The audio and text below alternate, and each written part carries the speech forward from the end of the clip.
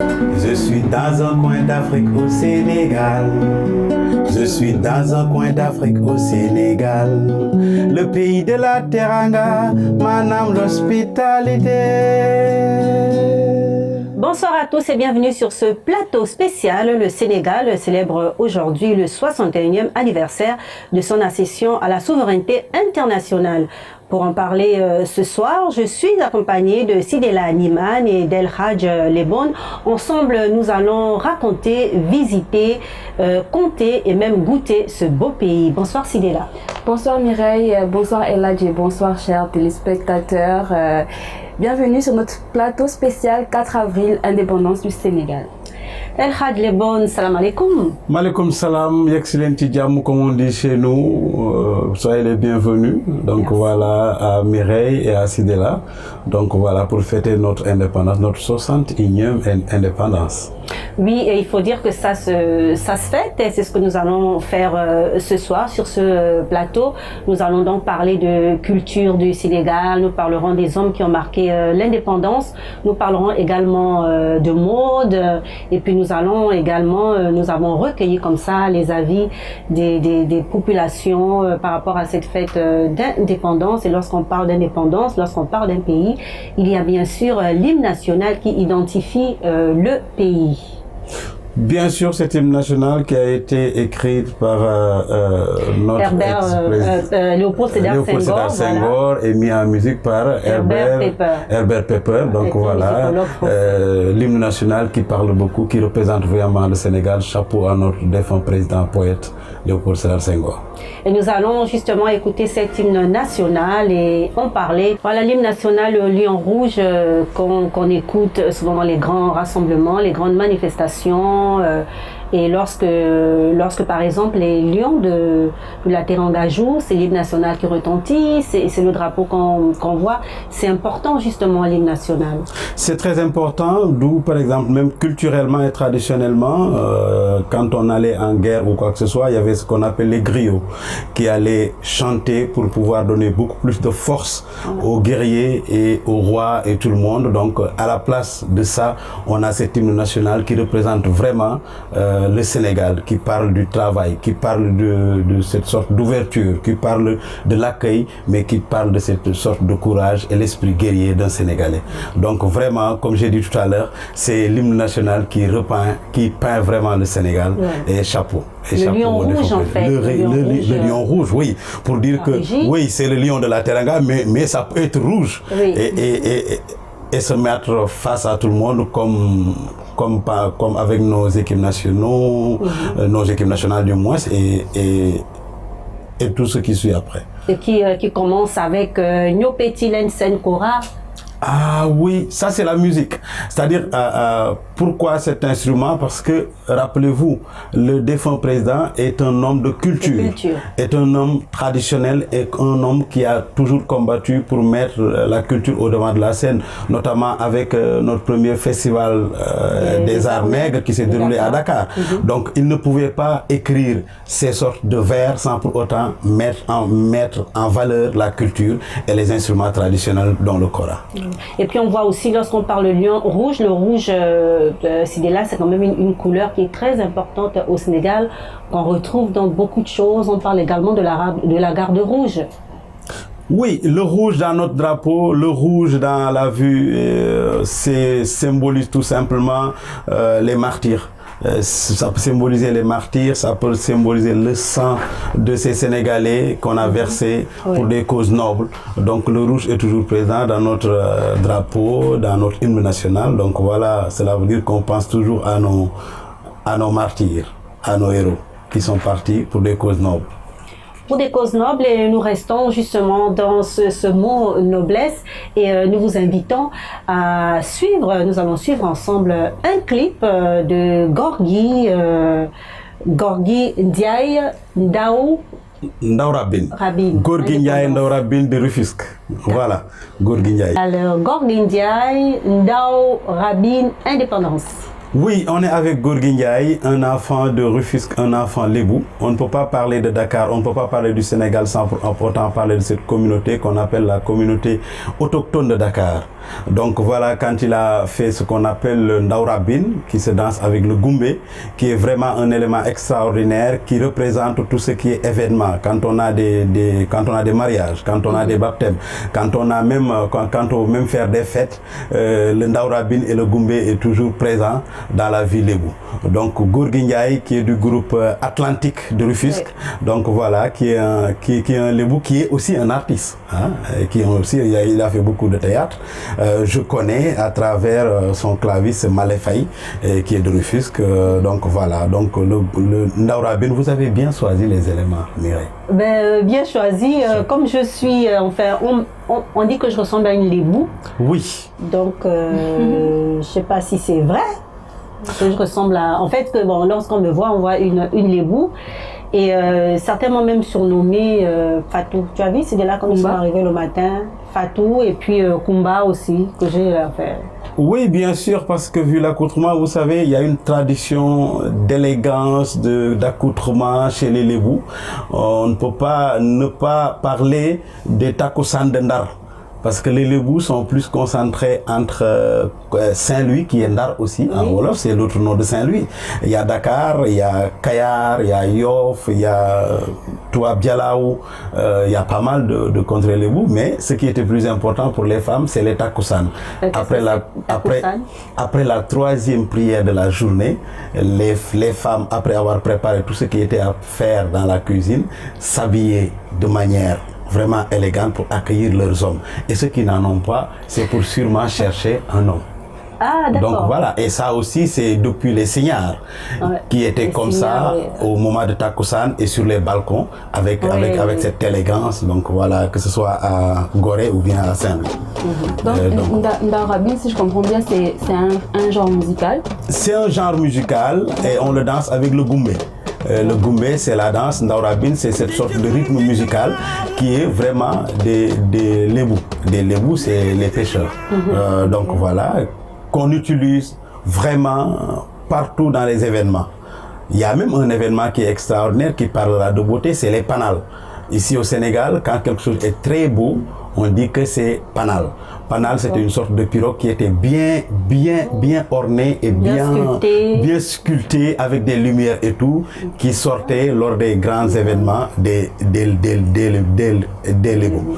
Donc le panal, quand c'est beau, on dit, c'est comme une sorte de panal. Est-ce qu'il y a un instrument de musique particulier pour le Ndaurabin ou bien c'est... Le Ndaurabin, l'instrument central, c'est le sabar, les tam-tam. L'instrument central, c'est les sabars. Il y avait juste les sabars. Mais maintenant, un gars comme Gorgui Ndiaye va allier par exemple les instruments modernes et traditionnels pour pouvoir faire son Goumbé. Mais Goumbé, traditionnellement, c'était juste les sabars. Avec les familles des griots, notamment il y a des grandes familles de tambour-major qui étaient là, qui sortaient notamment d'Oundiaï Kumbaros, qui pouvaient accompagner, mais aussi les 5 rythmes, ou bien d'autres familles qui sont vraiment des familles de griots et de batteurs. Donc voilà. D'accord. On parle des lébous, les autochtones de Dakar, mais il y a également d'autres ethnies. On a les Wolof par exemple, on a les Sérères. Oui, le Sénégal, c'est vraiment un pays extraordinaire qui est valorisé par cette sorte de mélange ethnique, mais tout est fondu dans ce qu'on appelle le teranga, tout est fondu dans cette sorte de drapeau et l'hymne national. On a les Wolof, les Sérères, les Mandjak, mais il y en a, oui. Les Bambara, il y en a, les Soninké, les Djola, les Sosé, les Toucouleurs, les Alpulaar, il y en a vraiment, il y en a vraiment beaucoup, mais on a l'impression que tout le monde se fond derrière cette unité et laisser parler le Wolof, qui est une sorte de langue majoritaire, mais notre langue officielle, c'est le français. Oui.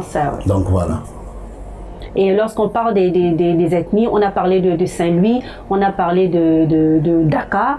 Il faut dire que le Sénégal, c'est comme ça, c'est beaucoup de villes qu'il faut visiter en fait. Oui, quand on visite le Sénégal, on va de région en région, mais d'environnement à un autre. Parce que quand on va à Saint-Louis, c'est cette porte d'entrée du Nord où, par exemple, il y avait les Maures et tout ça. D'ailleurs, la tradition de ces accoutrements a été héritée par les Maures, par les Berbères, qui étaient des commerçants qui venaient souvent. Donc voilà, à Saint-Louis, on a notre première capitale, qui était capitale de l'AEF Saint-Louis, avant Dakar. Quand on descend de Saint-Louis, on vient à Thiès, c'est une ville carrefour, où par exemple l'Express, ce qu'on appelle la SNCF, donc Régie des chemins de fer, où on réparait les trains, ou par exemple cet Express qui partait de Dakar pour aller à Bamako, s'arrêtait là-bas, ce qui fait que, je vais dire même, cette teranga a été vécue et magnifiée par les Sénégalais, mais parlée par les étrangers. Parce que quand on va à Thiès, il y a une forte communauté de la sous-région qui vivent là-bas, et même des Portugais.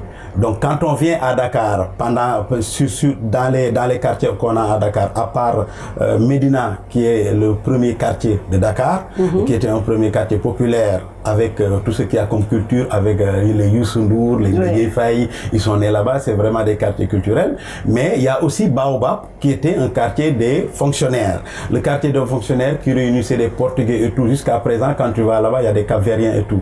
Donc c'est teranga. Quand on va vers le nord, un peu vers le nord, non, un peu vers le sud et le centre, Kaolack, c'est une ville carrefour où on trouve tout le monde.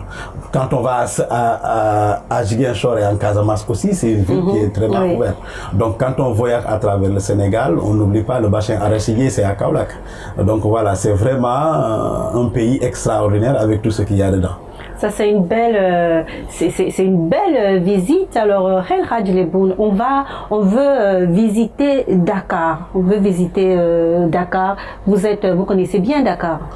Je connais Dakar, mais je pense bien que vous en connaissez quelque chose parce qu'apparemment vous allez nous parler des monuments. Oui. À travers les monuments aussi, moi je vais vous parler des quartiers.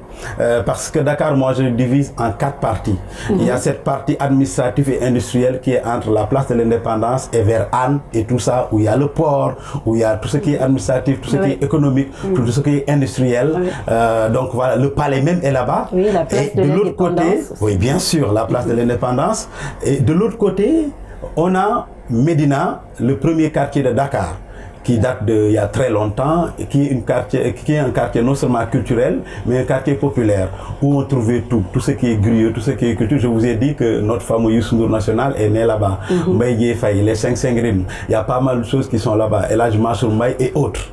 Donc voilà, quand on quitte là-bas, on a ce qu'on appelle le quartier administratif, le quartier des fonctionnaires qu'on appelle Baobab, qui est l'un des quartiers les premiers qu'on a installés ici au Sénégal aussi. Avec tout ce qui est fonctionnaires qui habitaient là-bas, on voyait un peu la population moyenne, un peu. Et là, on va vers Yoff, Ngor et autres, c'est les quartiers Lébou, les quartiers autochtones. Ou par exemple, ici, on a toujours le Grand Serigne de Dakar, qui est une entité, une autorité de tous les Lébou, qui représente les Lébou administrativement, qui est toujours là. Donc voilà, quand c'est divisé comme ça, après on peut sortir de Dakar pour aller à Rufisque et tout. Mais Dakar, mon Dakar, c'est vraiment ces 4 parties qui représentent tout le Sénégal, en réalité. D'accord. Alors on parle de Dakar, mais Dakar également attire beaucoup de touristes par ses monuments, par ses sites, par ses parcs, ses boutiques ciné-là. Tu nous emmènes visiter quelques sites? Oui, alors Dakar regorge de monuments et de places assez symboliques. Malheureusement, on ne va pas pouvoir parler de toutes ces places et de tous ces monuments, mais je vais vous emmener d'abord à la place de l'Indépendance. Cette place se trouve au centre-ville de Dakar. C'est sur cette place en fait qu'en 1958, Valdiodio Ndiaye a eu à faire un discours extraordinaire qui résonne encore aujourd'hui dans le cœur et dans la tête des Sénégalais. Où alors, sur cette place, il y avait plus de 40 000 jeunes Sénégalais. Et ce jour-là, Valdiodio Ndiaye a tenu un peu tête au général de Gaulle en lui faisant comprendre que les jeunes voulaient leur indépendance. Alors après, le général de Gaulle a eu à faire un discours sur cette même place avec les porteurs de pancartes, les jeunes qui manifestaient, qui ne voulaient plus de cette colonisation en fait. Et il leur a dit aux porteurs de pancartes, vous voulez votre indépendance, eh ben prenez-la. C'est aussi sur cette place que il y a une plaque commémorative pour les soldats. On se rappelle bien des tirailleurs sénégalais qui sont morts pendant les 2 guerres mondiales en Europe, des guerres mondiales qui n'étaient ils ne combattaient pas vraiment pour leur cause, mais ils sont quand même allés combattre pour les colonisateurs justement. Et il faut rappeler que cette plaque commémorative est c'est le seul endroit en Afrique, dans toute l'Afrique de l'Ouest, qui commémore ces soldats-là qui sont morts au front. Donc voilà, autour de la place de l'Indépendance aussi, il y a énormément de vestiges coloniaux, des bâtiments, notamment la Chambre de commerce. Après la place de l'Indépendance, on va au monument de l'Indépendance qui se trouve à la Médina. C'est un monument, c'est représenté par une obélisque. Au pied de ce monument, on voit les emblèmes du Sénégal qui sont le lion et le baobab. Sur les 3 faces également, on voit la devise du Sénégal qui est un peuple, un but, une foi. Une fois. Voilà. Et donc voilà, c'est là sur cette place qu'il y a beaucoup de rassemblements politiques, il y a beaucoup de rassemblements culturels. Après le monument de l'Indépendance, on vous emmène à la place du souvenir, la place du souvenir. Et sur cette place du souvenir, alors la place du souvenir, en fait, c'est une place qui commémore des grands hommes de l'Afrique, des grands penseurs, des grands scientifiques, des grands hommes culturels de l'Afrique. Quand on est à l'entrée de cette place du souvenir, il y a 2 panthéons. Après l'entrée, il y a 2 panthéons. Le premier représente la culture et le deuxième représente un peu le combat, on va dire. Donc toutes ces figures qui ont combattu contre l'esclavage, qui ont combattu contre la colonisation, sont représentées sur cette place du souvenir. Ouais. Après la place du souvenir, on va aller sur le monument de la Renaissance, qui se trouve sur l'une des 2 collines jumelles. Alors, ce monument est très représentatif aussi. C'était un projet de l'ex-président Abdoulaye Wade. Oui. C'est une statue qui représente un homme, bon, on va dire une famille, un homme, une femme et un enfant, qui regarde un peu. On a l'impression qu'il regarde un peu vers le futur, quoi. Ouais. Donc, c'est une statue de 52 mètres, très très impressionnante. Oui. Comme ça, sur les images, c'est même pas aussi impressionnant que quand on les a en face. Donc cette statue mesure 52 mètres, c'est quand même assez énorme. Et en fait, cette statue est censée représenter le fait que l'Afrique sort de l'obscurité pour aller vers la Renaissance. Voilà. Et au pied de cette statue, il y a un mot à la jeunesse du président Wade qui dit, je cite, « Jeunes d'Afrique et de la diaspora, si un jour tes pas te mènent au pied de ce monument, pense à tous ceux qui ont sacrifié leur liberté ou leur vie pour la renaissance de l'Afrique. » Donc c'est un message très très profond qui encourage en fait les jeunes à regarder ces personnes qui se sont sacrifiées, qui ont donné leur vie pour la renaissance de l'Afrique. Donc ce sont des exemples dont les jeunes devraient s'inspirer en fait. Tout à fait. Voilà. Vraiment, tout à fait. Et lorsqu'on fait justement le tour de ces monuments, moi par exemple, le monument de la Renaissance, je l'ai trouvé vraiment extraordinaire. C'est l'un des plus beaux monuments d'Afrique, l'un des plus hauts également. Et c'est même lorsque je le regarde, c'est vraiment très symbolique. Je vois vraiment quelque chose de spirituel dans ce monument qui vraiment surplombe la ville. Et lorsque vous êtes en haut, vous pouvez voir Dakar. C'est magnifique. Je dirais même, vous touchez presque les petits aigles qui passent. C'est beau, c'est profond. Ah oui, en fait, on a eu la chance d'avoir un président qui symbolise les rêves, qui va mettre les rêves en réalité. C'est le président Abdoulaye Wade, notre 3e président. Donc voilà, dans ses rêves qu'il a réalisé, il a réalisé ce beau monument, c'est extraordinaire. Mais en partant de la place de l'Indépendance, juste devant la gare, il y a ce qu'on appelle le monument de Demba et Dupont, qui représente nos tirailleurs sénégalais, quand ils ont combattu côte à côte avec les Français, avec les Alliés. Donc voilà, et moi je me dis, c'est au retour de la Deuxième Guerre mondiale que cette sorte de mouvement de l'indépendance a commencé à naître et à prendre de l'ampleur jusqu'à maintenant. Donc voilà. Voilà, super. Vous avez fait ce qu'on appelle cette sorte de visite de fer à cheval. Quand vous regardez d'en haut, entre le monument de la Renaissance et cette statue de Demba et Dupont, c'est une sorte de fer à cheval. Oui. Donc voilà, chapeau d'avoir fait ça. Ah. Avec aussi, sans oublier le musée des civilisations noires de Dakar. Musée des civilisations noires. Il y a aussi à côté, avant d'arriver au monument de la Renaissance, il y a le musée Léopold Sédar Senghor, le musée des forces armées. Et donc voilà, il y a pas mal de trucs. Le théâtre aussi, le grand théâtre de Ndiaye. Non mais franchement, de Ndiaye Coumba-Rose. Donc voilà, vraiment. Donc voilà, chapeau. quand vous arrivez au Sénégal, vous arrivez à Dakar, vous avez des choses à visiter, vous avez beaucoup à apprendre. Oui. Ah oui. À Dakar, vraiment, on a quelque chose à faire, mais même dans les régions. Je me rappelle des mégalithes de Ndiaye Mpenda, un peu vers Nioro du Rip. Quand on visite la maison des esclaves de Gorée, c'est extraordinaire. Quand on va à Saint-Louis, qui est un site historique classé monument de l'UNESCO, quand on va un peu vers le sud, quand on fait par exemple les écomusées qui ont été créés par les jeunes dans les quartiers de Cap Skirring, que ce soit à Oussouye, que ce soit donc voilà, dans les petits quartiers c'est extraordinaire pour montrer la vie.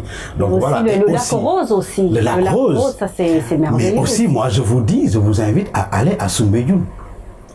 Cette vie artisanale des pêcheurs et des lébous qui se trouve juste à quelques pas d'ici. Donc voilà, ça aussi, il faut visiter. Vous allez voir que la richesse... Bon, comme c'est chez moi, on va dire, je vais découvrir. Non, il faut visiter, j'irai découvrir. Kumba, tu n'as pas le droit. Kumba, en tant que lébou, il faut tout découvrir.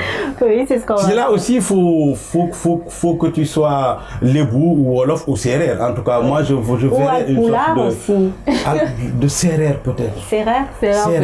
Sérère, oui. Ce serait quoi alors mon nom de sérère? Sérère. Kodou. Kodou, oui. Kodou. Oui, il y a Kumba, il y a Kodou. Les CC.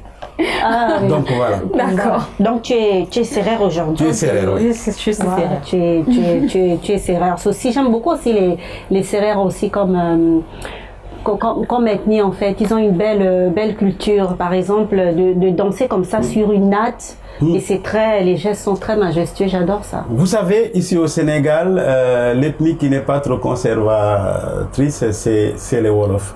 Mais les Sérères, que ce soit les Peuls, que ce soit les Diola et autres, sont vraiment conservateurs. Donc voilà, je me rappelle par exemple du président Léopold Sédar Senghor avec sa cantatrice Yandé Kodou, d'ailleurs, d'où par exemple le nom que je vais donner à Sidela. Yandé Kodou Sen, qui l'accompagnait partout, même dans les rencontres internationales, qui l'appelait de temps à autre pour faire ses poèmes, pour qu'elle puisse chanter traditionnellement. Elle avait une voix extraordinaire, Youssou Ndour même a repris une de ses tubes. Donc voilà pour vous dire que les Sérères c'est vraiment extraordinaire. Moi en tant que Wolof, vraiment j'adore la culture sérère. D'accord. Et puis vous adorez la culture sérère, vous adorez la culture de chez vous simplement. Nous aimerions vous inviter à offrir aux téléspectateurs qui nous regardent, qui suivent cette émission, de chanter le Sénégal. Ah oui. Là, c'est inédit pour la Belle TV, hein, pour nos autres qui sont là, quoi. Je vais chanter le Sénégal pour la date d'indépendance.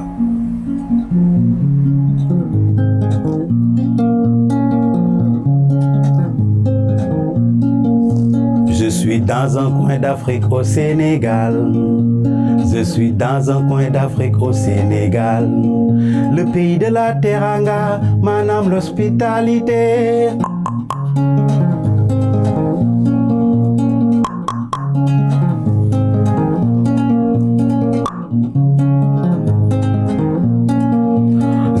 Dans un coin d'Afrique au Sénégal.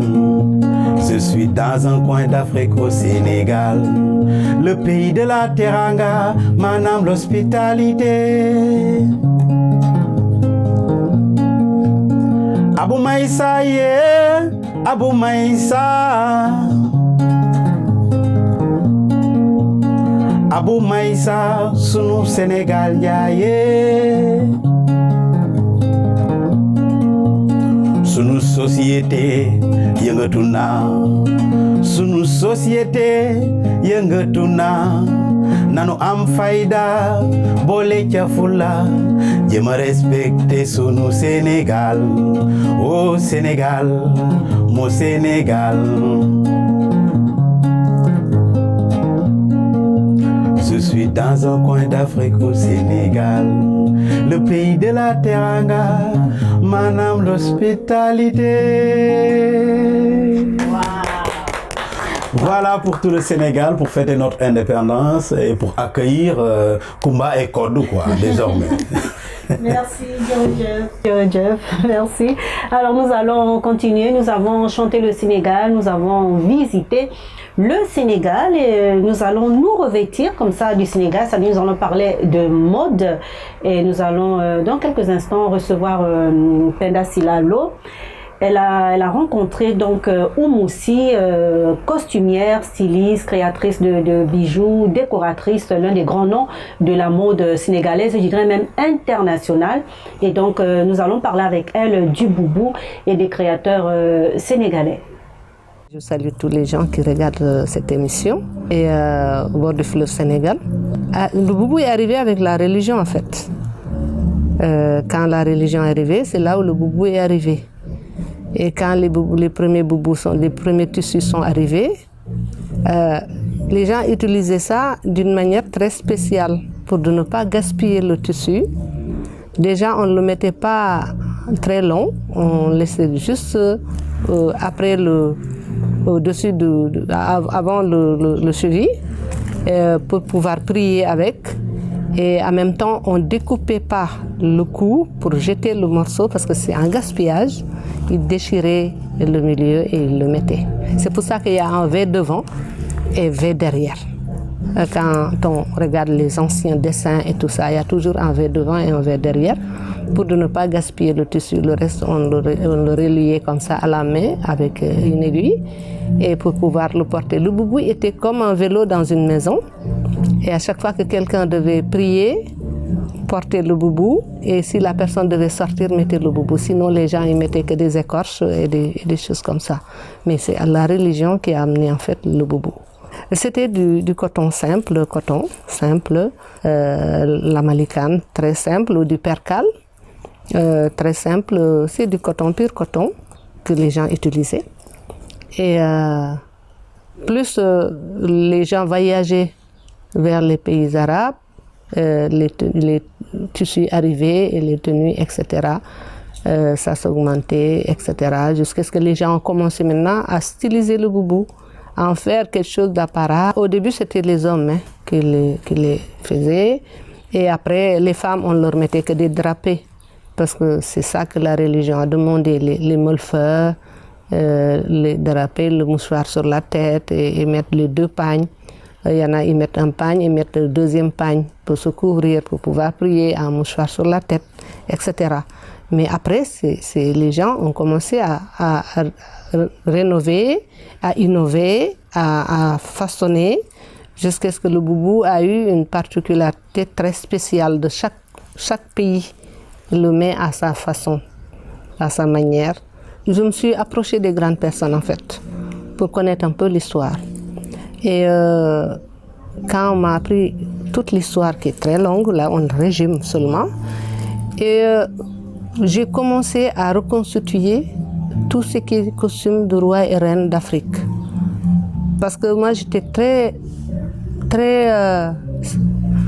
fascinée par les rangs sociaux en fait.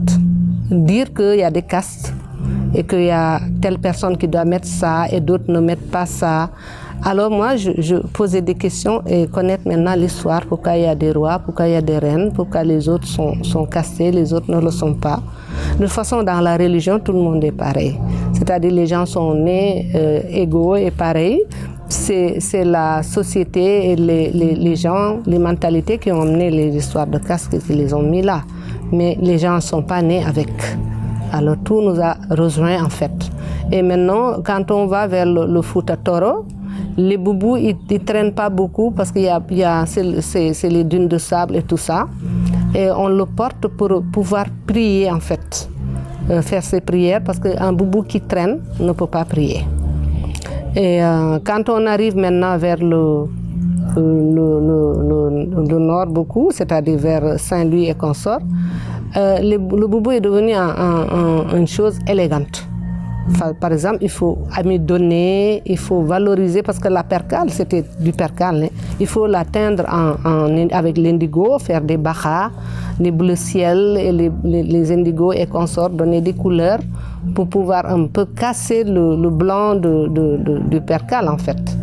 Et maintenant, quand tu vas vers le Mali, au lieu de mettre un seul morceau du percale, ils mettent 3. Il y a d'autres là parce qu'il faut bien que les bras prennent bien pour qu'on puisse avoir du drapé quand on le met. C'est eux, ils mettent beaucoup de drapé. Et voilà. Et le tube est arrivé avec ça. Il faut colorer un peu, mettre. Et après, il est arrivé du bazin. Après, les autres, en Europe, ils utilisent ça comme des nappes de table. Mais nous, on a fait des tenues d'apparat pour sortir. Jusqu'à ce que les usines maintenant se sont mis à faire des recherches, à faire maintenant de beaux tissus en fait. Et mettre maintenant des couleurs eux-mêmes. Mais leur couleur n'a rien à voir avec nos couleurs. Parce que nous, nos couleurs, c'est des produits naturels. Et maintenant, ils ont modernisé, ils amènent des produits que tu achètes et que tu teins et que ça passe. Et voilà, et ça s'améliore en fait. Le boubou, aujourd'hui, c'est quelque chose de chic, de beau, de joli à voir et ça te rend bien, ça te met à l'aise si tu sais le porter. Il faut savoir porter un boubou parce qu'une personne doit dominer le vêtement parce que c'est la personne qui porte le vêtement. C'est la personne qui porte le vêtement. Ce sont des mots de Moussi, grande créatrice sénégalaise et internationale. Et sur le plateau, nous avons Penda Silalo qui l'a rencontré pour parler justement du boubou. Assalamu alaikum Penda. Salam Mireille, bonsoir Elage, salam alaikum. Ravi de partager avec vous ce plateau. Et on peut revenir sur cette ITV de cette grande dame de la mode internationale Oummoussi qui nous parlait du boubou. Du boubou. Oummoussi, la grande créatrice et costumière sénégalaise et internationale. Effectivement, elle est un petit peu revenue sur l'historique du grand boubou africain, le grand boubou sénégalais. Donc c'est un héritage que nous avons reçu des commerçants arabes qui à l'époque passaient au Sénégal. Il faisait chaud. Ils étaient peut-être pas très habitués au climat, donc ils portaient toujours un boubou. Et l'idée derrière, c'était porter un tissu, pas très encombrant, mais qui te permette de prier. De là, les créatrices se sont attribuées le tissu. Il existe en diverses textures, hein, que ce soit le wax qui vient d'Hollande, que ce soit le tchoub du Mali ou encore le coton d'ici. Hein. Elles ont une manière donc de le découper, mais généralement c'est toujours coupé autour du cou, c'est long. Ça va à toutes les morphologies, qu'on soit grande, fine, courte, petite, ça va à tout le monde. Et c'est vraiment un héritage que nous avons au Sénégal. Le boubou est en perpétuel. On le revisite. Aujourd'hui, des adolescents. Je vois des adolescentes dans les rues de Dakar avec des jolis boubous. Tout à fait. Elles le portent aujourd'hui avec un jean, des baskets, ça, tranquillement. Mais vraiment, c'est une tradition sénégalaise. Et puis, toujours rappeler que la mode est en effervescence. Les créatrices, on peut en citer aujourd'hui des milliers. Oui, justement, oui, parce que là, on a parlé de Moussi, mais il y a d'autres grands noms de la mode. Hein. Comme Juma Djaraté, comme Belle Dame Couture, Madame Fatou Bow, Angélique Djedjou, Sadia Gay, par exemple, Collet Ardosso, nous avons comme ça de grandes créatrices qui nous ont vraiment laissé un legs. Et aujourd'hui, toute cette nouvelle génération, Adama Paris, Bijoussi, Célie Rabican et tant d'autres. Je peux pas tout laisser. C'est sûr. Mais elles font un travail de design qu'il faut s'appuyer. Vraiment, elles sont talentueuses et le chef de l'État l'a rappelé encore récemment. Il faut investir dans l'artisanat et l'industrie du textile parce qu'il y a de la matière, c'est générateur, c'est créateur d'emplois. Il y a beaucoup d'emplois derrière qu'on peut créer. Et au Sénégal, on aime s'habiller. En dehors de manger, je pense que c'est au second plan. C'est s'habiller. S'habiller, on passe notre vie à s'habiller.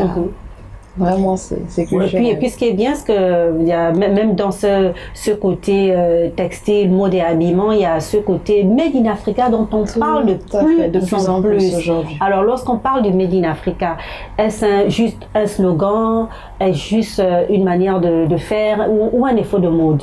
Alors pour moi, Mireille, le Made in Africa, c'est un savoir-faire qui existe depuis bien longtemps, depuis l'époque de nos grands-mères. Tout à fait.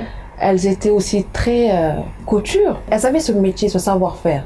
Aujourd'hui, c'est devenu une tendance parce que de plus en plus, on affirme notre africanité de par nos coiffures, de par nos vêtements.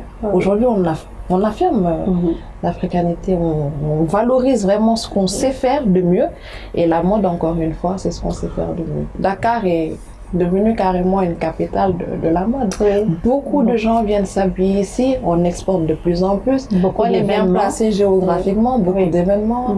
Aujourd'hui, on est à l'ère des ventes en ligne, ventes privées de plus en plus, et ça explose. Même la BAD l'a signalé.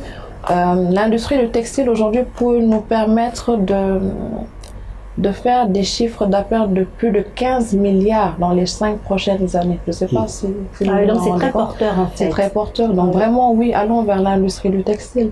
Produisons nous-mêmes des matières premières pour pouvoir répondre à la demande. Moi, je dis tout simplement, j'ai été au Burkina, mais je me dis quelque part que ces hommes qui sont devant doivent aussi porter ce projet de dire on doit porter notre culture, on doit porter tout.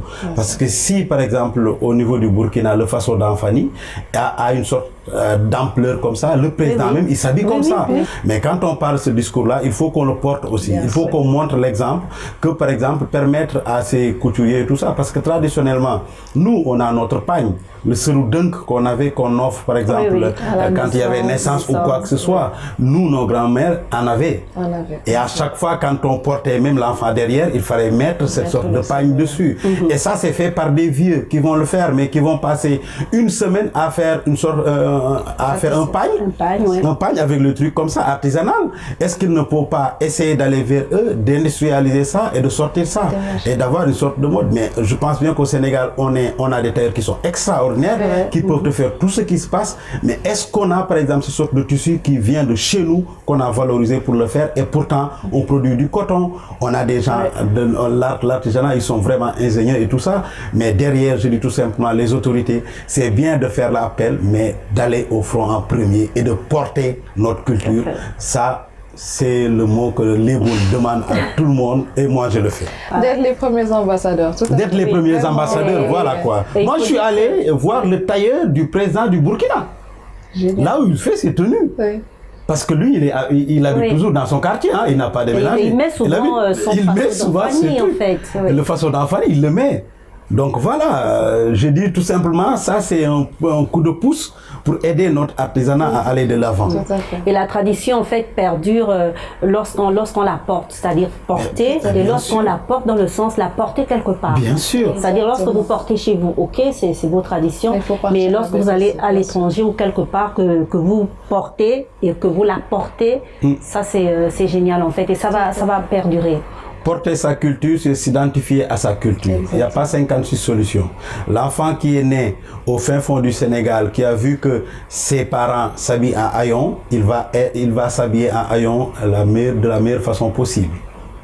Donc voilà, c'est tout simplement ça. Ici, on doit aller vers ça. Je sais que le président de la République et tous les présidents qui sont là ont une sorte d'attachement à la culture et à notre culture principalement. Donc à partir de là, s'il vous plaît, les autorités, les ministres et tout, nous vous invitons à aider l'artisanat et à porter notre culture. Ce sera vraiment extraordinaire. Tout à fait. Voilà. On va continuer avec Penda et nous allons revenir sur le discours du président de la République, son Excellence Macky Sall.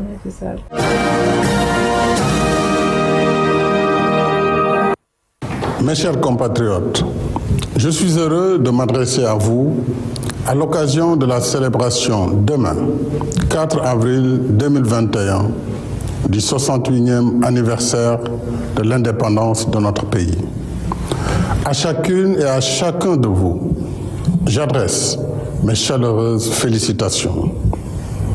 En cette semaine sainte marquant la fin du carême, je souhaite joyeuse Pâques à nos frères et sœurs chrétiens. Comme l'année dernière, la pandémie Covid-19 ne nous permettra pas de tenir le défilé traditionnel. Je présiderai donc au Palais de la République une cérémonie de levée des couleurs en présence des présidents des institutions constitutionnelles et des membres du gouvernement. La maladie est toujours là, en effet. La bataille n'est pas encore gagnée, même si nos résultats sont appréciables grâce à nos efforts communs. Alors, ne nous relâchons pas. Continuons à porter nos masques et à respecter toutes les recommandations sanitaires contre la propagation du virus.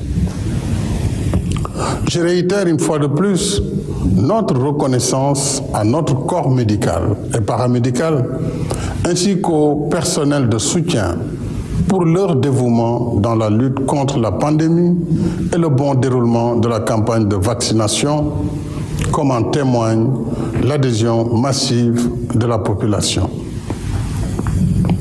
Le gouvernement reste activement engagé dans l'acquisition de vaccins pour maintenir le rythme de la campagne.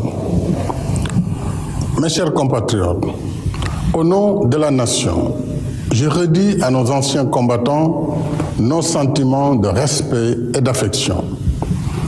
Modèle de courage et de dignité, leur sacrifice immense à des heures sombres de l'humanité nous rappelle la chance que nous avons de vivre libres, dans la paix, et le devoir qui nous incombe de préserver la coexistence pacifique qui cimente notre nation. Cette fête est aussi celle de l'armée et de la jeunesse. À vous, officiers, sous-officiers et militaires du rang, j'exprime ma fierté et ma confiance pour votre engagement au service de la nation et de la paix dans le monde. Je salue la mémoire de nos soldats tombés au champ d'honneur et forme des vœux de prompt rétablissement pour les blessés. À tous, je redis la gratitude de la nation et le soutien de l'État à leur famille. Ainsi, les critères d'accès à la pension mixte seront assouplis pour en faire bénéficier le plus grand nombre. Voilà, c'était là un extrait du discours du président Macky Sall, Penda Silalo. Une réaction après cet extrait du discours du président? Oui, un discours principalement axé sur l'unité, sur l'union. On a pour coutume de dire Sénégal, ben bop la ken monoko xarñar. Je pense qu'il est longuement revenu sur le fait qu'on doit être soudés, unis, indivisibles, quelles que soient les circonstances. Encore une fois, à cause de la pandémie de Covid-19, on n'a pas pu avoir le défilé habituel sur le boulevard des Centenaires, mais il y a eu cette levée du drapeau au palais de la République avec quelques membres du gouvernement et les plus grandes institutions. C'est-à-dire une célébration assez sobre. Assez sobre, voilà. Il a aussi insisté sur le thème déjà qui, je rappelle, est force de défense et de sécurité et protection des frontières. Donc cette fête est principalement dédiée à l'armée sénégalaise. Il a remercié les policiers et aussi pour la jeunesse. Cette fête est cette année axée à la jeunesse. Il a rappelé l'importance donc de former les jeunes et d'octroyer une somme assez colossale vraiment pour l'emploi des jeunes, pour la réinsertion dans le milieu professionnel.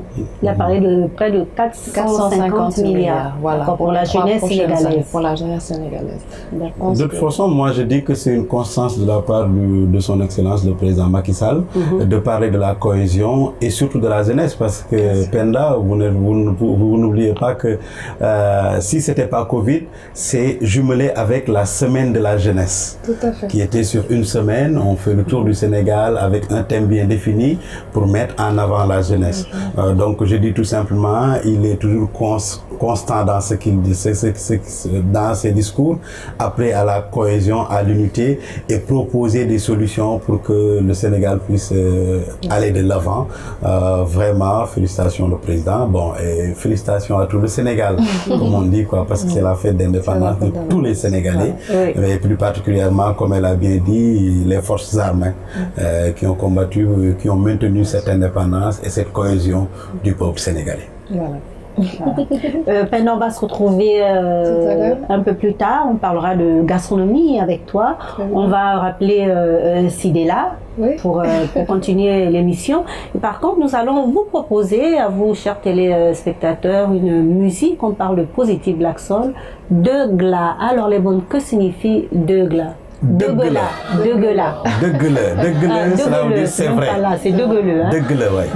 De Gla ou de Gla, c'est pareil parce que vous savez ici, selon les ethnies, la prononciation diffère. Par exemple, les Lébous vont prononcer autrement, les Wolofs vont prononcer autrement.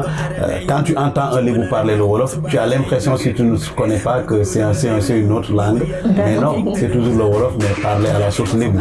D'accord, donc de Gla, ça... C'est vrai. Ça passe. Ça signifie. Plateau spécial Sénégal Indépendance. Pour ceux qui nous rejoignent à l'instant, nous célébrons la fête d'indépendance du Sénégal. Alors, je suis accompagnée de El Hadj Lebon et de Sidela Niman. El Hadj Lebon, Positive Black Soul, c'était la Degela.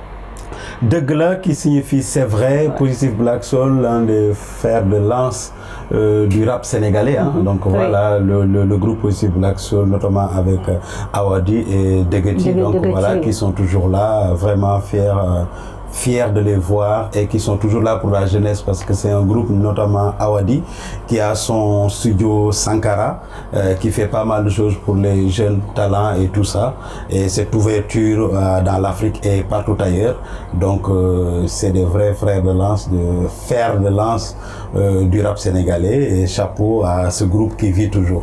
Donc, avec ce clip tourné à Saint-Louis. À Saint-Louis, oui. Saint-Louis, quand on parle de Saint-Louis, c'est l'ex-capitale de l'AOF, Afrique occidentale française. Avant Dakar, il y avait Saint-Louis. Ou par exemple, je pense bien que quand on parle de notre teranga sénégalaise, c'est Saint-Louis qui avait symbolisé ça parce que c'est de Saint-Louis que partaient toutes les décisions. Il y avait des représentants presque de toute la sous-région. Donc Saint-Louis, c'est super avec la mer d'un côté et le fleuve de l'autre côté. Donc voilà, c'est vraiment extraordinaire. Il y a les presqu'îles et l'île du Nord, et donc voilà, c'est vraiment extraordinaire. Il faut visiter ça. Oui, c'est vraiment Kumba et Kodou, il faut aller visiter. Avec les maisons coloniales, tout le reste, ça va être super. Et cette culture extraordinaire de l'habillement dont on a parlé avec Penda. Donc voilà, eux, à 5 heures, c'est presque une sorte de religion, c'est une obligation. À 5 heures, on appelle Takusanu Ndar. D'ailleurs, on le Takusanu Ndar parce que Ndar, ça signifie Saint-Louis, c'est ce que j'avais dit.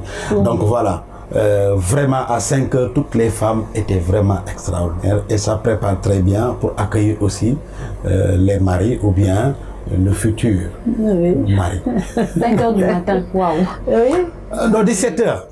Donc voilà, j'ai toujours cette truc pour dire c'est l'heure anglaise, je sais pas quoi, mais c'est à 17h.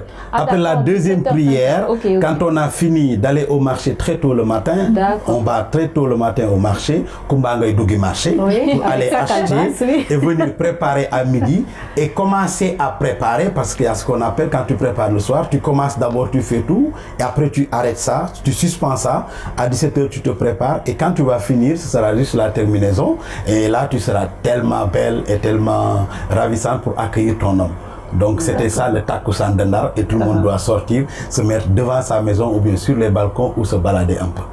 Donc voilà, ça c'est une tradition de Saint-Louis. D'accord. Fête nationale spéciale Sénégal.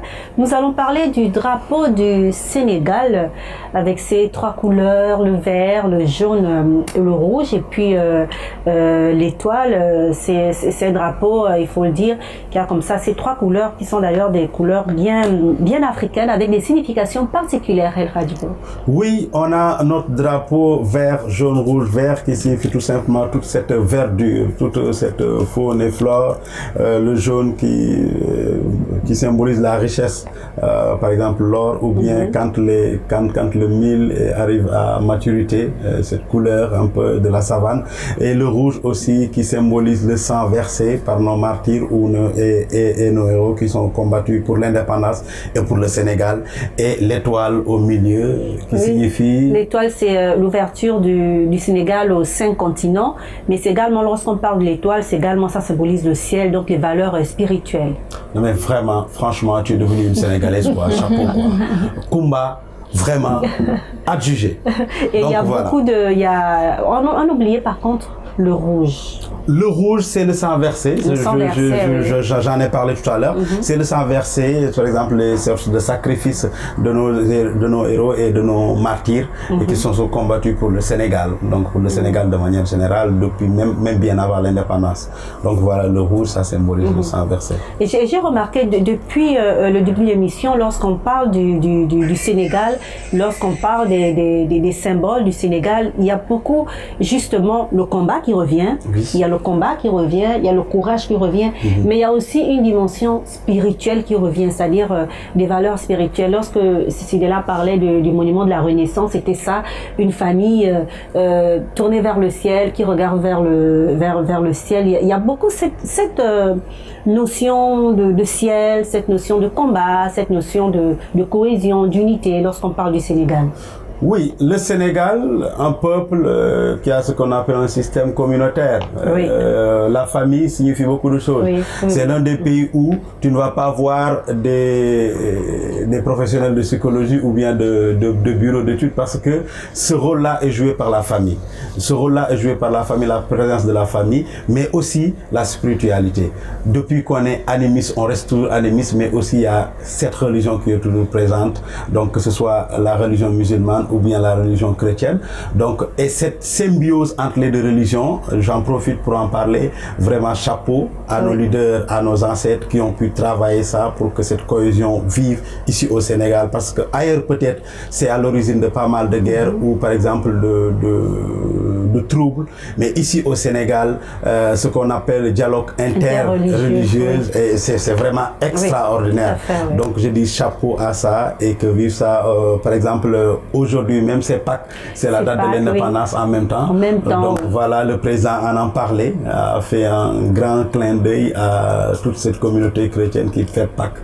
On leur dit joyeuse fête de Pâques. Joyeuse fête de Pâques, voilà. Tout à fait. Et il faut dire, par exemple, lorsque vous parlez du dialogue interreligieux et de cette symbiose, de se vivre ensemble, je vois par exemple, on m'a offert le Ngala, que les chrétiens offrent à leurs frères musulmans, mais le Ngala, c'est vrai, je ne connais pas encore, nous ne connaissons pas encore bien la tradition au Sénégal, mais le Ngala nous a été offert par une musulmane.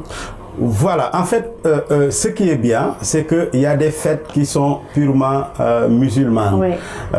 Pendant ces fêtes-là, nos portes sont ouvertes à tous les chrétiens. Eux aussi, quand ils vont fêter leur Pâques ou quoi que ce soit, leurs portes sont ouvertes. Je vais vous dire, il y a des galas où on met par exemple un peu d'alcool, mais ils vont préparer spécialement pour que les musulmans qui ne consomment pas d'alcool puissent avoir ça. Ils vont même aller jusqu'à tuer un mouton pour ne pas juste préparer le porc qui n'est pas consommé par les musulmans. Ça, je te dis, c'est des valeurs qu'on doit préserver. C'est des valeurs qu'on doit garder pour le Sénégal, qui est un Sénégal extraordinaire. Et j'aime le Sénégal à partir de ces valeurs-là.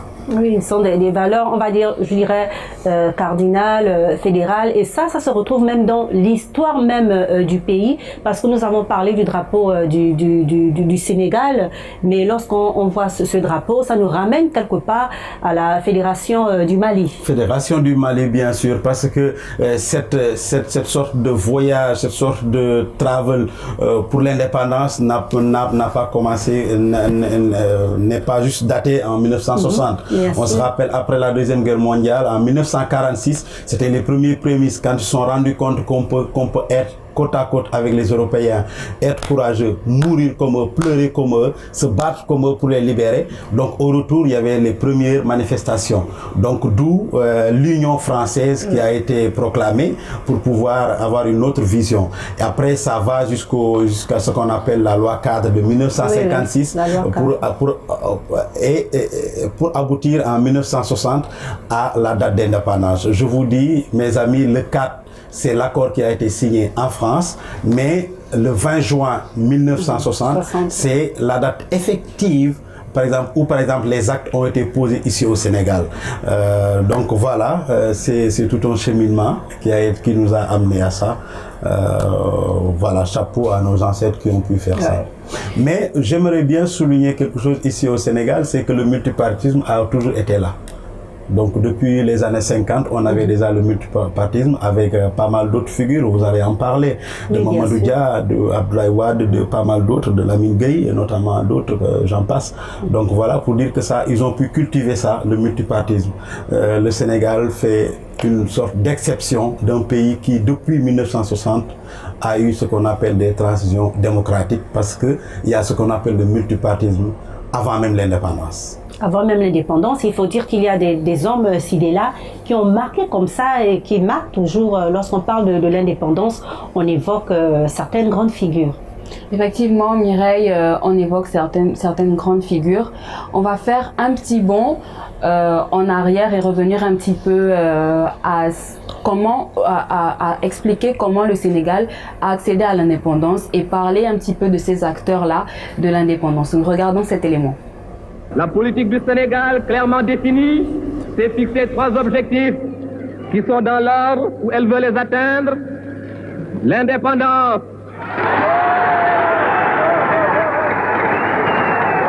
L'explication de l'origine du nom Sénégal reste sujette à débat. Dès 1850, l'abbé David Boilat, Carteron et fils d'une riche commerçante métisse, y voyait dans ses esquisses sénégalaises une déformation de l'expression Wolof Sunugal qui signifie notre pirogue. Très populaire, cette version est très controversée. En avril 1959, la République soudanaise, actuelle Mali, et le Sénégal fusionnent pour former la Fédération du Mali. Le 20 juin 1960, la fédération devient indépendante. Puis le 20 août 1960, le Sénégal se retire de la Fédération du Mali et proclame son indépendance. Enfin, à la suite des transferts de pouvoir convenus dans l'accord signé en France le 4 avril 1960, le Sénégal est désormais considéré indépendant avec à sa tête son premier président Léopold Sédar Senghor et Mamadou Dia en qualité de Premier ministre. L'histoire politique et syndicale du Sénégal entre 1939 et 1960 est particulièrement riche et les principaux hommes politiques sénégalais de l'époque comme Lamine Gueye, Léopold Sédar Senghor, Mamadou Dia ou encore Waliodio Ndiaye ont été des acteurs cruciaux de la vie politique française en qualité de ministres, de députés et de sénateurs. Ils sont intervenus au cours des débats parlementaires pour défendre les intérêts de leurs concitoyens et de tous les Africains des fédérations, même si par la suite Mamadou Dia et Waliodio Ndiaye furent emprisonnés par le président Senghor pour tentative de coup d'État. Depuis, 4 présidents se sont succédés à la tête du pays. Après Léopold Sédar Senghor, ce fut Abdou Diouf, puis Abdoulaye Wade et enfin Macky Sall. Les 2 symboles de l'indépendance sont la place de l'indépendance et l'obélisque de l'indépendance. C'est là justement comme ça un élément sur ces hommes qui ont marqué l'indépendance du Sénégal. Effectivement, Mireille, alors ces hommes, on parle de Léopold Sédar Senghor qui était le premier président sénégalais, de Mamadou Dia qui était son premier ministre. On parle également de Lamine Gueye qui était le premier président de l'Assemblée nationale au Sénégal. On parle aussi de Waliodio Ndiaye qui était déjà ministre de l'Intérieur et de l'Éducation dans le Sénégal colonisé. Donc voilà, ce sont ces quatre acteurs-là qui ont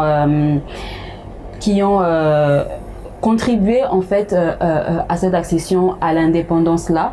Maintenant après, ce ne sont pas les seuls qui ont marqué l'histoire du Sénégal, que ce soit politiquement, que ce soit culturellement. Oui. On a Cheikh Anta Diop, oui, bien sûr. On a Amadou Mahtar Mbow, oui, qui ont aussi été de grandes figures de la lutte ici au Sénégal et pour l'Afrique, pas seulement pour le Sénégal.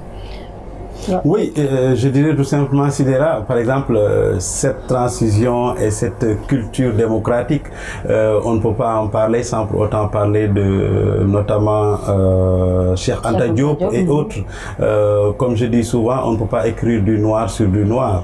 Le noir est fait pour mettre en valeur le blanc et le blanc s'exprime par rapport au noir. C'est-à-dire si par exemple nos hommes qui étaient au pouvoir étaient tellement vaillants, c'est parce que derrière il y avait une opposition des hommes de valeur, des hommes de qualité qui ont eu des pensées pour pouvoir l'imposer et pousser derrière pour que ça bouge. On ne peut pas parler de l'indépendance aussi sans pour autant parler de ce qu'on appelle cette lutte pacifique qui a été incarné par les chefs religieux, notamment Cheikh Ahmadou Bamba, El Hadji Malick Sy, mais aussi d'autres comme Mame Baye Niass et autres, qui ont tout fait pour que le Sénégal accède à l'indépendance. Donc chapeau à ces hommes et ces figures qui représentent dignement le Sénégal jusqu'à présent. Jusqu'à présent, et il y a aussi d'autres figures dans, comme vous l'avez dit, différents domaines qui font parler du Sénégal à l'extérieur et puis qui ont aussi marqué, je dirais, l'histoire du pays. Nous avons Cheikh Ahmadou Bamba, par exemple, qui a beaucoup marqué l'histoire du pays pendant la colonisation, et puis il y a bien d'autres, des hommes de culture. On a Birago Diop, par exemple. On a d'autres personnes qui sont des grandes figures. Lorsqu'on parle du Sénégal, quels que soient les domaines, ces noms reviennent. On a Doudou Ndiaye Rose, voilà. On a Blaise Diagne. Oui, Blaise Diagne. Le nom de l'aéroport. Tout à fait. Nous avons le défunt Thione Seck qui est décédé il y a quelques semaines. Il y a pas mal de noms comme ça qui reviennent chaque fois qu'on parle du Sénégal, même dans le domaine du sport, par exemple. On a Batling Siki, par exemple, qui c'est un grand nom qui représente bien le Sénégal et l'Afrique aussi. Il y a pas mal de personnages comme ça qui marquent l'histoire du pays. Bien sûr, c'est ce qu'on était en train de dire. Hein. Donc voilà, le Sénégal et l'accession à l'indépendance a été non seulement marqué par toutes ces sortes de trucs, donc administratives avec l'État, avec tout ce qui gravitait autour, mais aussi en parallèle, il y avait des hommes de culture, il y avait des hommes dignes, il y avait des hommes religieux qui étaient là pour cheminer et de temps à autre être sur les viseurs, par exemple, de l'État ou du gouvernement. Donc on ne peut pas parler de l'indépendance sans pour autant parler, comme vous avez dit, de Cheikh Ahmadou Bamba et de toutes ces figures religieuses, mais aussi de d'autres figures politiques et aussi scientifiques, comme Cheikh Anta Diop. Vous savez très bien que c'est un savant qui a tout fait pour que le Sénégal et l'Afrique aillent de l'avant. Je ne dirais même pas que Cheikh Anta Diop c'est un Sénégalais, mais c'est un Africain pur souche qui a toujours travaillé pour l'Afrique. Notamment aussi, on ne peut pas oublier la négritude, qui a été par exemple quelque chose de très bien avec notamment notre défunt président Léopold Sédar Senghor, avec Césaire et Damas, qui ont eu à travailler ensemble dans pas mal de valeurs pour que l'Afrique soit indépendante. Alors quand on parle d'indépendance, est-ce que vous pensez, il y a beaucoup, on va dire les avis sont partagés. Certains disent que oui, le Sénégal a bien avancé, d'autres disent que au contraire, le Sénégal a régressé ou alors le Sénégal est resté sur place, a stagné. Qu'est-ce que vous en pensez? Moi, je ne suis pas du genre à dire qu'on n'est pas indépendant, on a stagné. Non, il y a de l'avancement. Quand on voit El Hadji Leboun, en lui, il y a de l'avancement. Mais quelque part aussi, on est dans un monde où, par exemple, l'économie est là. Et les faibles doivent aussi pouvoir conjuguer avec les forts. Mais quand on est un pays qui a son indépendance, qui a l'hymne national, qui a son drapeau, qui a son président, son gouvernement, on ne peut pas me dire que ce n'est pas indépendant. Quelque part, plus de bien ne fera que du bien. On va essayer de se battre pour avoir plus d'affaires. Mais pour être présent dans ce monde, dans ce monde économique, même les grandes puissances ne sont pas si indépendantes que ça. Donc on est avec la mondialisation et tout ça, je me dis quelque part qu'on n'est pas si indépendant que ça économiquement parce qu'on n'a pas tout ce qu'il nous faut. On va chercher des coopérations et tout, et les coopérations, il faut des négociations. Et pour les négociations, il y a les forts et les faibles. Peut-être on n'est pas si fort que d'autres, mais on fera tout pour être fort comme les autres, mais le Sénégal est bien indépendant. Le Sénégal est bien indépendant. On a fait un petit tour de Dakar comme ça, un petit vox pop, pour justement poser les questions aux populations directement, pour savoir ce qu'elles pensent de l'indépendance du Sénégal en général, et puis aussi pour savoir comment elles ont prévu de passer cette journée du 4 avril. Le jour de l'indépendance est un symbole pour tous les pays, parce qu'on considère que c'est ce jour-là où le pays a retrouvé sa souveraineté, tant nationale qu'internationale. Donc c'est une date extrêmement importante, même s'il faut le dire, la date est plus symbolique qu'autre chose, parce que pour le Sénégal, vous le savez peut-être, on célèbre la fête de l'indépendance le 4 avril, mais nous l'avons obtenue évidemment au mois de septembre. Et ce que je crois, au-delà des festivités qu'on pourrait organiser, c'est un peu pour les jeunes générations de pouvoir leur expliquer ce qui s'est passé et qu'il y ait des possibilités d'échanger entre ce qu'il y a eu avant les indépendances et ce qu'il y a eu après les indépendances, surtout lorsque le pays a retrouvé sa souveraineté. Je suis un officiel de l'État sénégalais. Donc en fait, j'ai participé en tant que membre d'une institution majeure de la République, le Conseil économique, social et environnemental du Sénégal. On avait des activités en fait qu'on avait l'habitude de faire, mais avec la pandémie de la Covid, symboliquement ce sera célébré, mais à mon niveau personnel, ce sera peut-être l'occasion de discuter avec mes enfants de ce que c'est que l'indépendance, des difficultés que les populations africaines avaient pendant la colonisation, mais surtout retrouver sa souveraineté, savoir la liberté de prendre tout ce qui est nécessaire comme disposition pour développer le pays. Au Sénégal et en Afrique, nous sommes indépendants, seulement pour indépendants, mais réellement, ces pays-là n'amorcent pas de développement pour le moment. Et vraiment, ça nous désole quelque part. Parce que on aurait mieux évolué. Hein? Parce que jusqu'à présent, il n'y a pas de développement à la base dans ce pays. Il n'y a pas d'industrialisation. Nous sommes des pays qui sont encore pauvres. Et le contexte là nous désole davantage. C'est un jour férié. On ne fait pas cours. On reste à la maison avec la famille, se reposer un peu. Après le lendemain, on reprend les activités. On vient à l'école comme d'hab. On doit prier le bon Dieu pour que la paix s'installe dans notre pays. Je me rappelle quand nous étions petits, à travers les SICAP, mon grand-père à cette fête nationale. Donc ça a été vraiment, il l'a préparé. Donc ils achetaient des poulets, tu as vu. Donc on sentait vraiment qu'il y a une fête nationale, quoi. Et puis quand on dit lever le drapeau, ici du drapeau, comme je l'ai chanté dans l'hymne de l'école.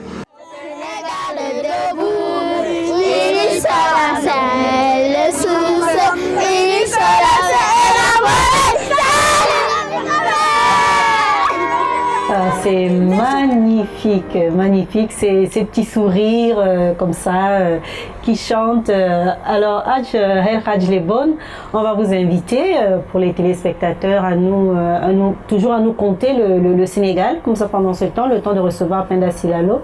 Je vais juste vous inviter à écouter Ismaël Lo dans Tadjaboun, parce qu'on ne peut pas parler de l'indépendance sans autant parler de ces figures culturelles, que ce soit Ismaël Lo, Baba Mal, Moussa Ngom, le défunt Moussa Ngom, Youssou Ndour et Kumba Gawlo Seck et autres. Donc voilà, Tadjaboun de Ismaël Lo.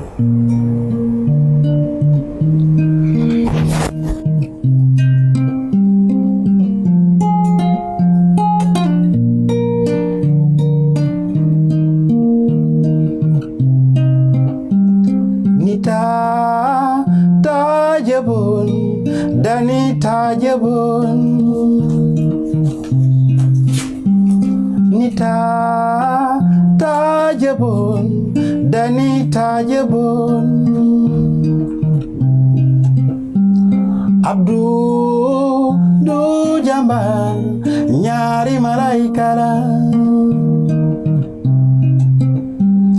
Hawe ci kaw daanu ci seeru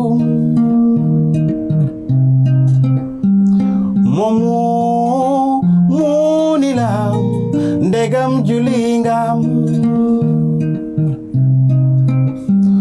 moomu mu ni la ndegam woor ngam Tadjaboun Dani Tadjaboun, Tadjaboun, Dani Tadjaboun. Voilà, Bravo, un bravo, petit tour bravo, de bravo. chez Ismaël Lo, le Bob Dylan sénégalais. Donc voilà. Nous allons donc continuer, nous allons parler de gastronomie et nous allons ensemble suivre cette ITV de Madame Absa Lo. Elle est restauratrice, elle nous parle des saveurs du Sénégal. Bonsoir, je me présente Madame Lo Absa, directrice des saveurs du Sénégal, résidente à Paris dans le 17e, gérante des saveurs du Sénégal dans le marché couvert des Batignolles. Et la structure, c'est la promotion de la cuisine traditionnelle africaine en général. Promouvoir la cuisine sénégalaise. Montrer la valeur nutritive de notre cuisine, la cuisine de ma grand-mère. Parce que je trouve qu'il y a la malbouffe avec les jeunes maintenant.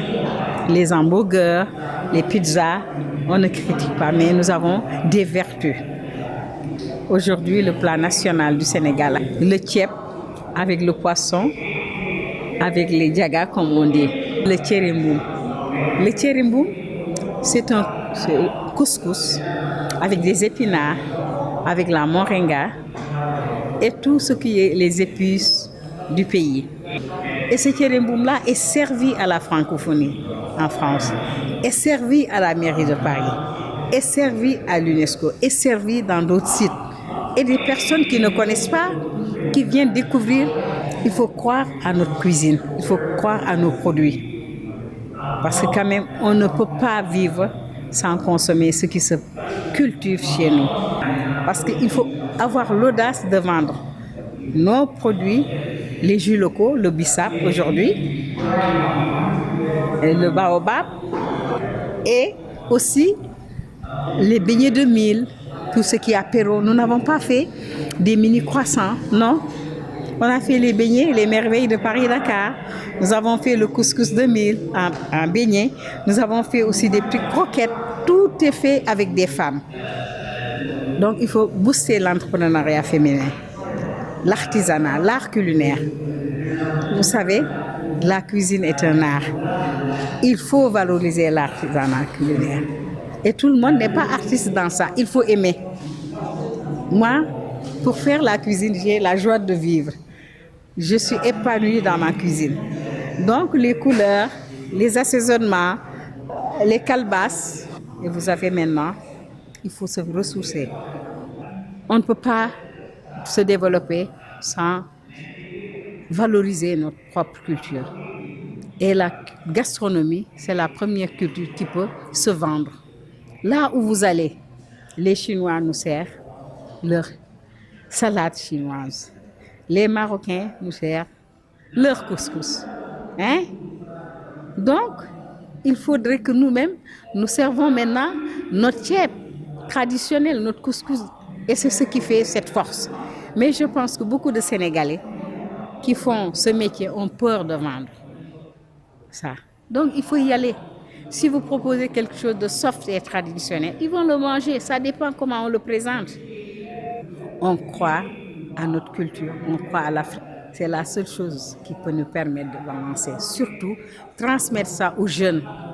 Voilà, nous parlons de gastronomie avec Penda Silalo. Nous avons donc suivi ces mots très profonds de Madame Absa Lo, restauratrice. Alors, lorsqu'on parle de gastronomie au Sénégal, elle a parlé de certains plats, dont notamment le tchèp, le plat national. Le plat national, notre fameux tchéboudienne. Tchéboudienne, je rajouterais Penda Mbaye, par son savoir-faire elle aussi. Elle a cuisiné le tchéboudienne différemment. Elle a fait tremper le poisson. Et là, ça a tout changé. On a baptisé le tchéboudienne Penda Mbaye. C'est aussi, oui, notre plat national. Je ne sais pas, ça doit être très différent de Saint-Louis à Dakar. En tout cas, ça reste le bon chef qu'on connaît. C'est notre plat national, mais à Saint-Louis, vraiment avec Penda Mbaye, c'est vraiment différent, quoi. Ouais. on ne peut pas parler de Saint-Louis sans parler du Tchéboudienne, de la fameuse Pendambay. Voilà.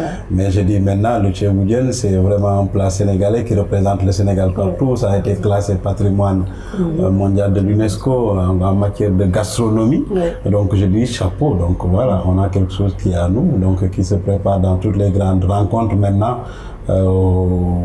Entre les 4 murs des présidences même, ça se prépare. Oui. Même à l'extérieur du Sénégal, on consomme beaucoup le tchèp. Donc voilà. Chapeau à cette grande dame, chapeau au Sénégal. Voilà. Et lorsqu'on dit tchèp, il y a Tchéboudienne, Tchébouguina. Voilà. Tchéboukétiar. Voilà. Qu'est-ce que c'est? Tchéboukétiar, poisson fumé.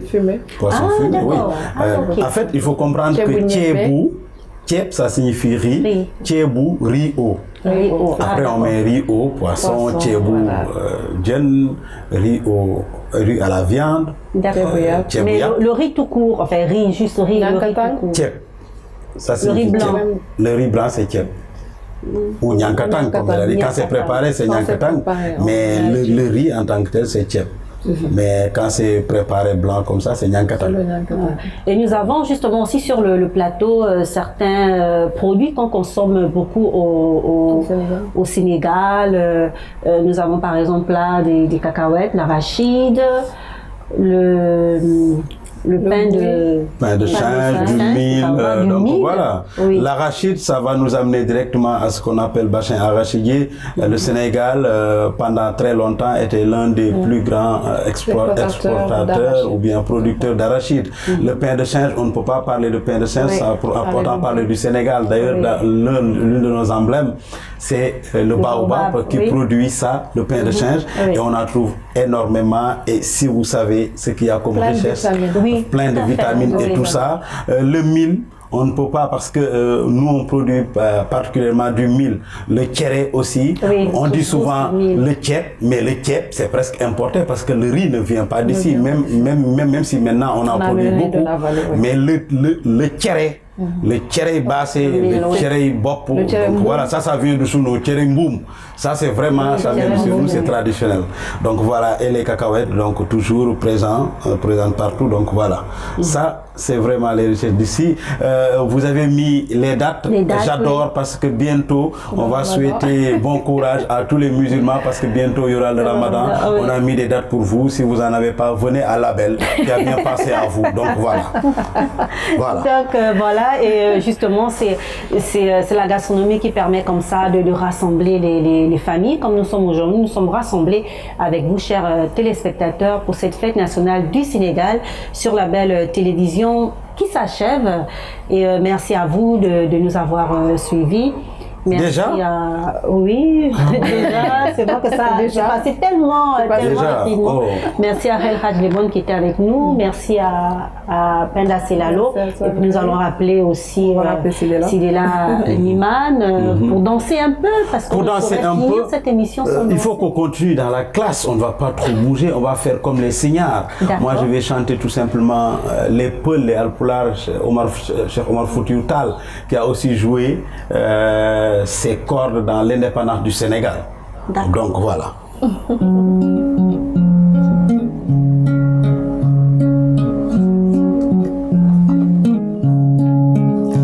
Jama wale Medina, waliyan waliyabe, wale Medina.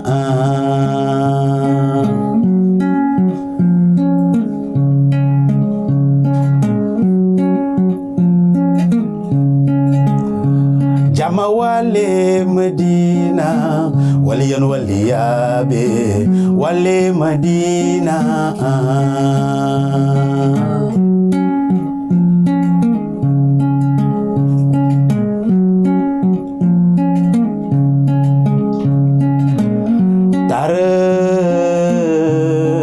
Tara dia dinto badan dana masana sise dinto Bambadan Dana Masana Sise Dunia Betende Masana Sise.